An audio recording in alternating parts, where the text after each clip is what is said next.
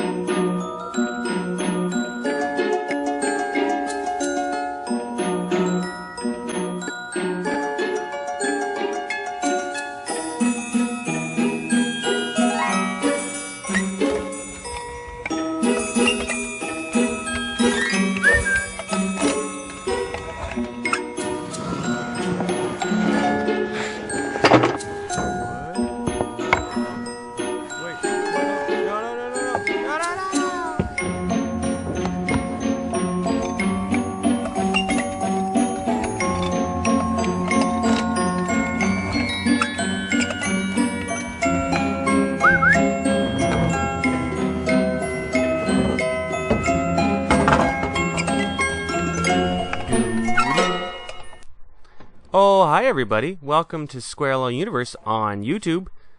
I gotta be honest, sometimes I don't like answering all of the questions, so I thought I'd do this, and maybe this will answer a lot of them. This is a video, or a series of videos I should say, that will explain to you how to do all of the things for this project. This is, of course, the upside down stable table, which might be the coolest project I've ever made. We did this last year, and I loved it. Except I didn't, because all the hard work and the cool stuff got covered by a slab of wood on top. So hopefully we're going to rectify this time around. The design behind this project is pretty simple. There's not a lot to it, except for the half-lap joints in the legs and the crazy way that it all joins up in a weird triangle. So that's the part you're going to want to look forward to in the next couple videos. I am not going to go into great detail about all of the things I am doing necessarily. All the stuff you've been watching so far has just been dressing lumber. If you don't know what Fetwell is, man, look at how nice that is. Man, by the way, you should have 3 pieces at this point that are 22 inches long and about 3/4 inches thick. That is the FENT done. Next, I'm guessing, yep, we're going to the table saw. And I think we're going to set it to 2 3/4. But I'm getting sidetracked. I am not going to explain every single step that I'm going to do. I'm just going to show you all this stuff and talk about what I think is interesting, like table saws. By the way, the guard is not on the table saw. Please have it installed when you're cutting. However, for this shot, I thought it looked kind of neat. And I am what you might call a professional, so I'm allowed, but you are not. Put the guard on. That's a tape measure, so that's fun. Hey, this is important though. The legs have to be at a 5-degree miter, and we got to cut a parallelogram. You have to cut 3 legs, and it's important they are all the same.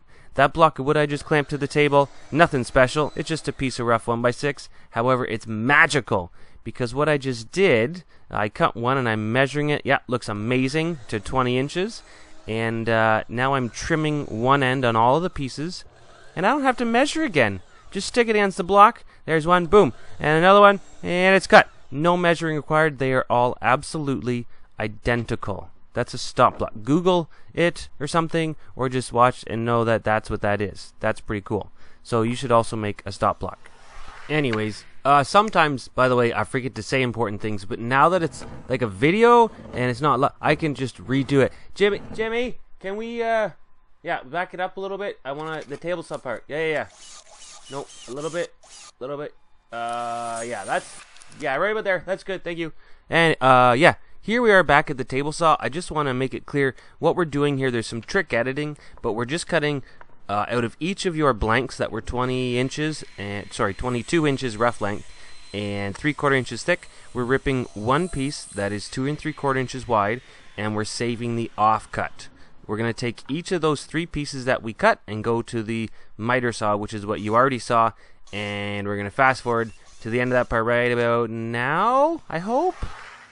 Well, all that's happening here is we're separating out one leg that has been ripped so we can mark out our template. We're going to mark it, we're going to cut it perfect in video 2, so stay tuned.